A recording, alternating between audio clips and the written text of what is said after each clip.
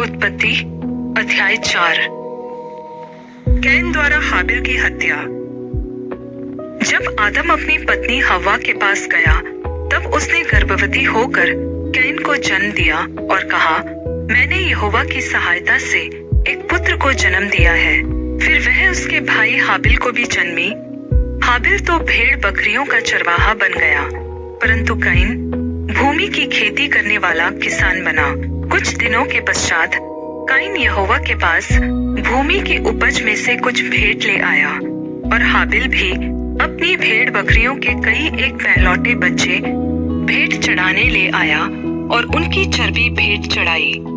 तब यहोवा ने हाबिल और उसकी भेंट को तो ग्रहण किया, परंतु कैन और उसकी भेंट को उसने ग्रहण न किया। तब कैन अति क्रोधित हुआ और उसके मुंह पर उदासी छा गई। तब यहोवा ने कैन से कहा, तू क्यों क्रोधित हुआ और तेरे मुंह पर उदासी क्यों छा गई है? यदि तू भला करे तो क्या तेरी भेंट ग्रहण न की जाएगी? और यदि तू भला न करे तो पाप द्वार पर छिपा रहता है और उसकी लालसा तेरी ओर होगी और तुझे उस पर प्रभुता करनी है। तब कैन ने अपने भाई हाबिल से कुछ कहा और जब वे मैदान में थे तब कैन ने अपने भाई हाबिल पर चढ़कर उसकी हत्या कर दी। तब यहोवा ने कैन से पूछा, तेरा भाई हाबिल कहाँ है? उसने कहा, मालूम नहीं। क्या मैं अपने भाई का रखवाला हूँ? उसने कहा, तूने क्या किया है? तेरे भाई का लहू भूमि में से मेरी ओर चिल्लाकर मेरी दुहाई दे रहा है। इसलिए अब भूमि जिसने तेरे भाई का लहू तेरे हाथ से पीने के लिए अपना मुंह खोला है, उसकी ओर से तू श्रापित है। चाहे तू भूमि पर खेती करे तो भी उसकी पूरी उपज फिर तुझे न मिलेगी और तू पृथ्वी पर भटकने वाला और भगोड़ा होगा। तब कैन ने यहोवा से कहा, मेरा दंड असहनीय है। देख, तूने आज के दिन मुझे भूमि पर से निकाला है और मैं तेरी दृष्टि की आड़ में रहूंगा और पृथ्वी पर भटकने वाला और भगोड़ा रहूंगा और जो कोई मुझे पाएगा मेरी हत्या करेगा। इस कारण यहोवा ने उससे कहा, जो कोई कैन की हत्या करेगा उससे 7 गुना बदला लिया जाएगा। और यहोवा ने कैन के लिए एक चिन्ह ठहराया, ऐसा न हो कि कोई उसे पाकर मार डाले। कैन के वंशज। तब कैन यहोवा के सम्मुख से निकल गया और नोद नामक देश में जो अदन के पूर्व की ओर है रहने लगा। जब कैन अपनी पत्नी के पास गया तब वह गर्भवती हुई और हनोक को जन्म दिया।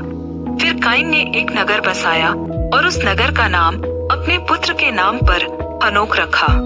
हनोक से ईराद उत्पन्न हुआ और ईराद से महुयाएल उत्पन्न हुआ और महुयाएल से मतुशाएल और मतुशाएल से लेमेक उत्पन्न हुआ।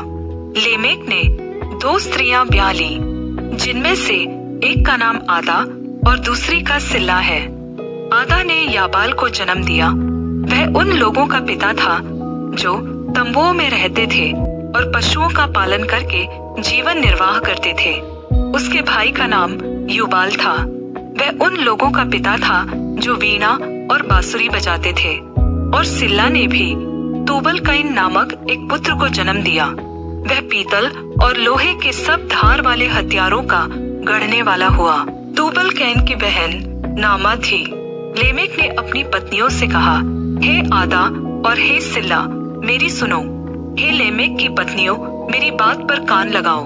मैंने एक पुरुष को जो मुझे चोट लगाता था, अर्थात एक जवान को जो मुझे घायल करता था, घात किया है।